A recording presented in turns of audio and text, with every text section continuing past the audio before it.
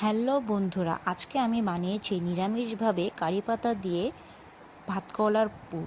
খুব একটা স্বাদের টেস্টি একটা রেসিপি। তো চলো প্রথমে দেখে নিই কীভাবে বানানো যায়।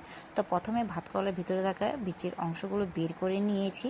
তারপর এক মিক্সচার বাটিতে শস্য, পোস্ত, কাজু দিয়ে গুঁড়ো তৈরি করে নিয়ে তার মধ্যে ঝাল হিসেবে কাঁচা লঙ্কা আর ভাতকরলার যে বীজের অংশটা সেটা দিয়ে ভালো করে একটা পেস্ট তৈরি করে নিয়েছি।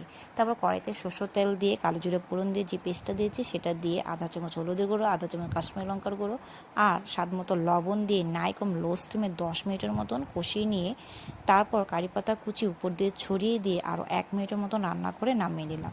এবার ভাত কলার ভিতরে এভাবে পুর নিয়ে এভাবে চেপে চেপে ভরে নিয়েছি।